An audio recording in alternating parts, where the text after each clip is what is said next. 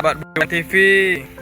Gimana ini kondisi tetangga tanam padinya menangis ya, kena hujan, cuacanya sangat ekstrim, nggak bisa ditebak di sini.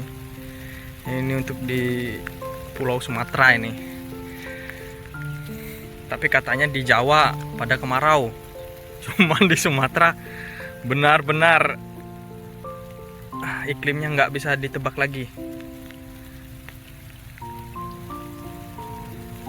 Kisaran 40%, nggak nyampe lah, 30% lah pada rebah, tidur semua padinya.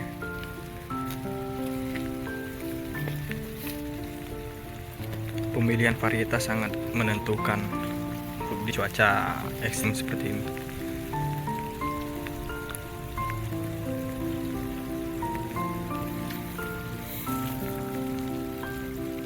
Cerang, cap beruang. Ini cerang, katanya cap beruang, bagus banget bulirnya. Untuk jamur nggak ada ya, orangnya sangat rajin.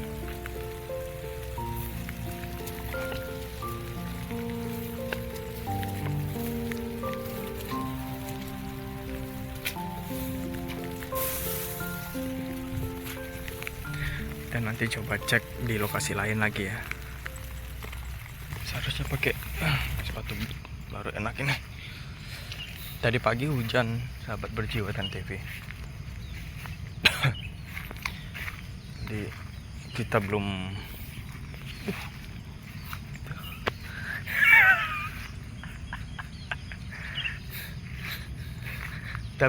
sarapan ya.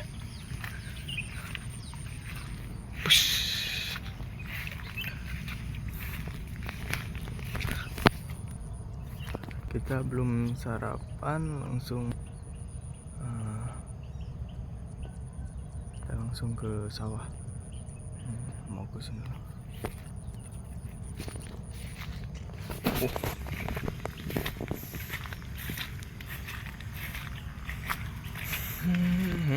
Semuanya udah pada keluar malah ya, padi-padinya ini.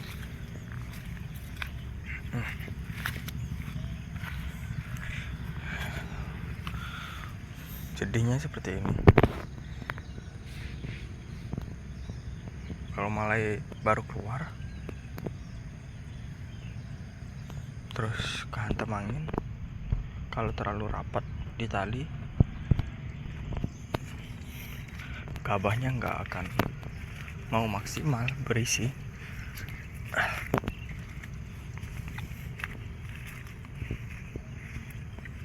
Besar. Nah, ini biasanya pakai buat naruh tangki ya. Yang biasanya pinggangnya takut kecetit, ya pakai ini. Kalau kita, kuku saya agak ini kena lumpur tadi. Jadi kita pakai tangkinya nggak pakai kayak gitu, nggak pakai kayak tadi tuh. Kita langsung aja, karena mungkin umur ya, kita lagi kuat-kuatnya. Kalau yang tadi itu karena orangnya udah berumur, kalau nggak pakai itu encokan tuh.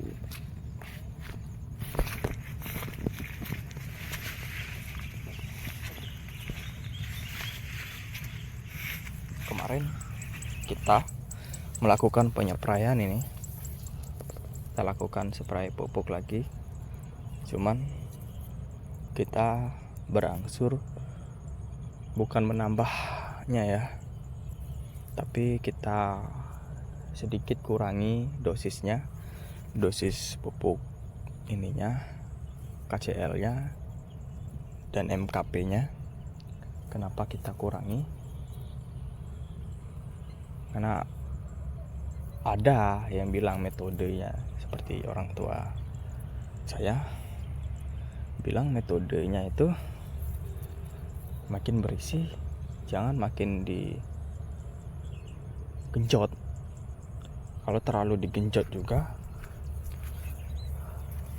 bulir ini bisa nggak sempurna terisinya, malah ada yang kosong. Kayak kita petani muda kan ya berpikirnya isi terus fullkan pupuknya. Ternyata itu juga tidak 100% baik ya buat tanaman. Mungkin karena bulirnya sudah makin terisi, makin meruduk, konsumsi tanaman padi juga nggak terlalu banyak seperti yang seperti ini. Ini kan lagi kencang-kencangnya menyerap unsur hara ya.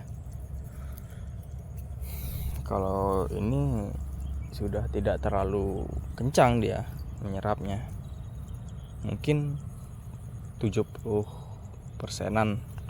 Kalau seperti ini benar-benar 100% dia lagi kencang-kencangnya menyerap.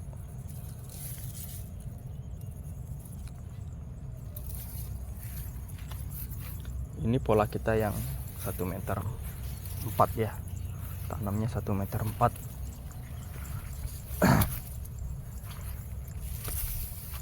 Sedangkan ini 1,5 meter. Kalau ini sih waktu kemarin keserang orang, susah terkendali orangnya karena saking banyaknya, dan cuman posisi padi kita yang lagi keluar malai. Tapi padi kita kan agak campur, jadi yang keluar malai duluan itu cerang karena campurnya dengan bibit cerang. Ini beda dia, penanamannya bareng, cuman jarak tanamnya beda, hasilnya pun pasti beda. Ini kerapatannya rapat sekali, sebenarnya kurang bagus karena rentan terkena jamur. Anakan juga kurang maksimal, tidak bisa mekar ya, mekar gini set gitu. Kalau ini bisa, anakannya bisa mekar ya, seperti gini nih ibaratnya. Nah gini dia mekarnya, jadi seperti mangkok jadinya.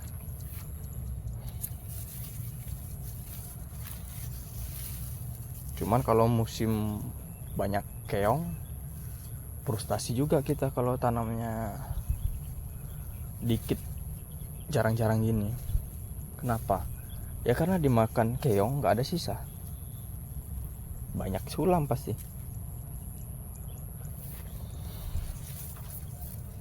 Semuanya ada kurang lebihnya ya, plus minusnya.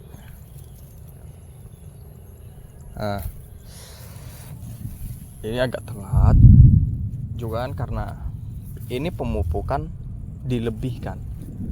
Misal ini 2 kali, yang ini 2 kali karena kerapatan kan, nggak mungkin juga kita purein terus.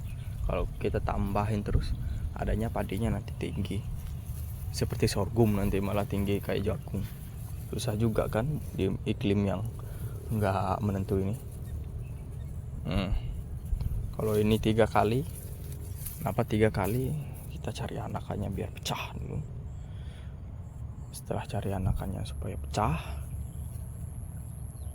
terus kita fokus pembatangan karena dia telat kan. Cuman ya itu, kalau pupuk berlebihan pasti bakal telat, karena tanaman itu, batang itu, daun itu sibuk menyerap unsur hara yang berlebihan itu. Sedangkan yang tidak berlebihan akan cepat proses pembentukan malainya, proses pembentukan buahnya. Nih seperti ini. Ini cerang ini seperti ini. Dia keringnya itu enggak bersamaan ya. Hijau, bisa hijaunya di sini, di pucuk. Ini bisa di pucuk sini. Bisa di sini nih, itu hijaunya.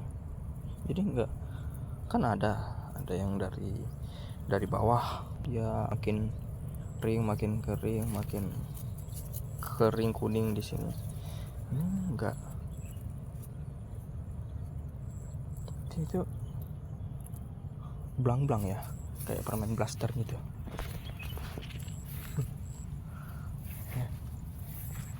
Kita cek paling ujung.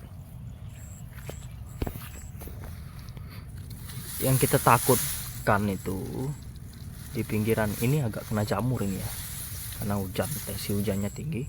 Kalau jamur udah terserang terus kita cegah, nggak bisa, karena seharusnya jamur dari awal kita udah cegah. Tapi karena tensi hujannya tinggi banget, airnya kena jamur karena kelembapan tinggi. Tidak ada sinar yang bisa masuk kan, pencahayaannya itu cuman di atas, fokus di atas, di bawah tidak dapat cahaya. Airnya lembab sekali. Ketika lembab, bakteri apapun akan suka dia. Airnya terkena jamur, dispray pun nggak bakal maksimal. Tapi setidaknya kalau dispray ya mencegah yang belum sakit untuk selalu fit.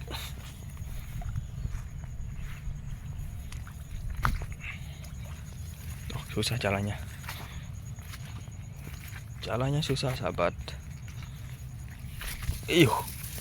Salah pakai. Seharusnya saya pakai sepatu. Jatuh HP kan konyol.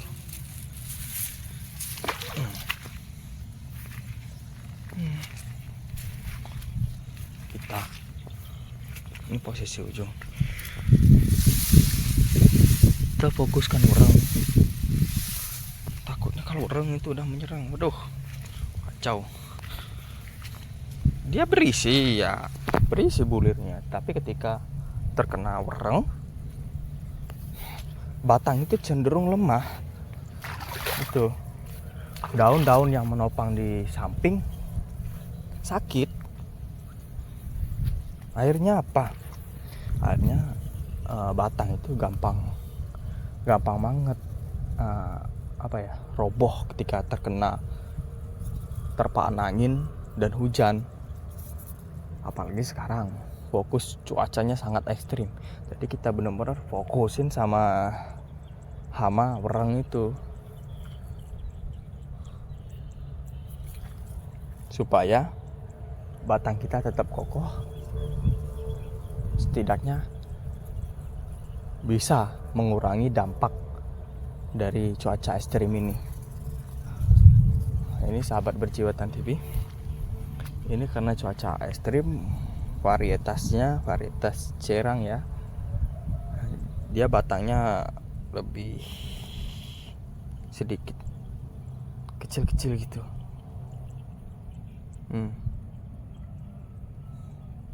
Kan lebih ramping gitu kan, beda. Nah itu dia lebih ramping, sedangkan punya kita batangnya lebih seperti kokoh. Seperti apa ya, dia kokoh gitulah, akarnya juga kokoh. Jadi kemungkinan terpaan angin itu masih bisa dihandle, mudah-mudahan terhandle ya. Nah, kita juga modal tipis. Ini ambruk tuh, ambruk sampai sana, sampai sana. Ujung di sana juga ambruk juga kita. Di sana ada yang ngali juga tangga kita.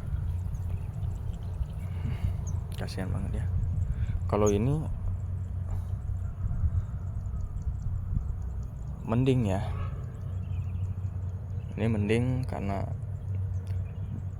50% sudah kuning, udah bersih.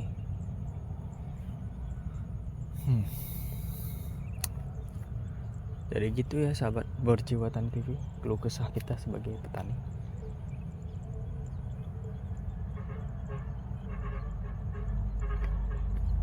Jadi kita belajar bareng-bareng, sharing bareng-bareng mengenai pertanian. saya juga lagi belajar, baru awal belajar mengenai pertanian itu seperti apa, padi itu seperti apa. Sebenarnya kayak saya pengen belajar mengenai teknik-teknik pertanian yang sudah modern, supaya kita bisa meminimalisir biaya. Tetapi apa? Tetapi ternyata tidak semudah itu, karena tidak ada dukungan pemerintah. Di sini apa sama seperti di Jawa? Di sini PPL-nya nggak ada. Ada PPL-nya, tapi mati suri, tidak ada solusi untuk para petani. Itu loh.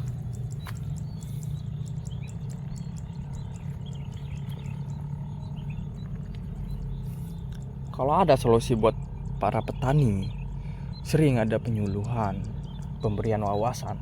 Kita seneng para petani. Seneng banget belajar. Cuman kadang minta nih, ada rekannya yang dekat.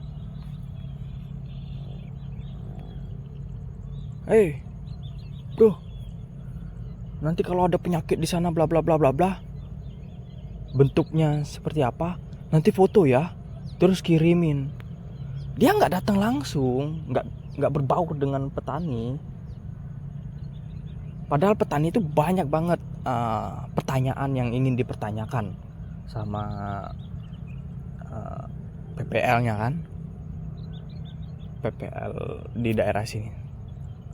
Tapi PPL-nya males. Heran saya sekarang itu. PPL-nya senangnya duduk di kursi. Ya.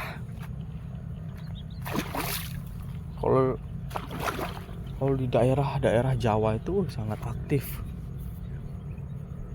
Kalau di sini di Sumatera mana ya? Saya nggak menyalahkan juga.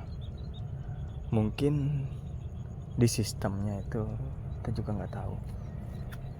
Ya, mungkin gajinya kurang tinggi, tunjangannya kurang tinggi. Jadi buat beli bensin, survei kurang, akhirnya memilih cara simpel seperti itu. Ya, karena cuaca sudah gerimis, jadi nanti bentar lagi mau akhiri. Woi,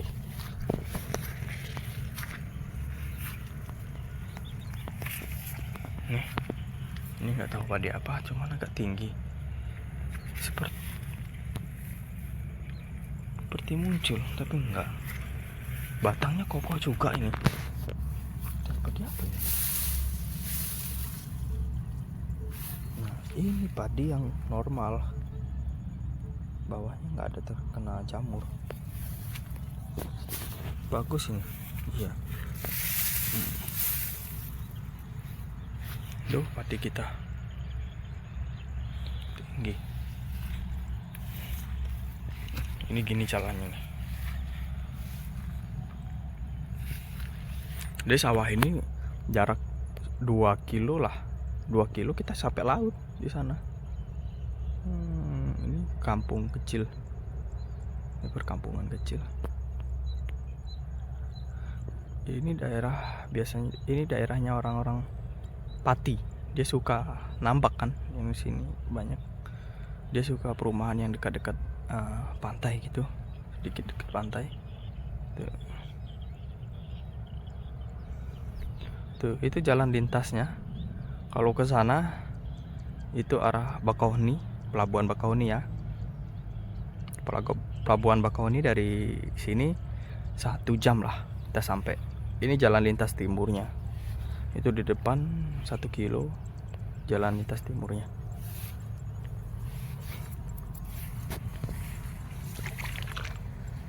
Kalau kita mau ke Palembang, jalan lintas timur itu lurus aja sampai Palembang.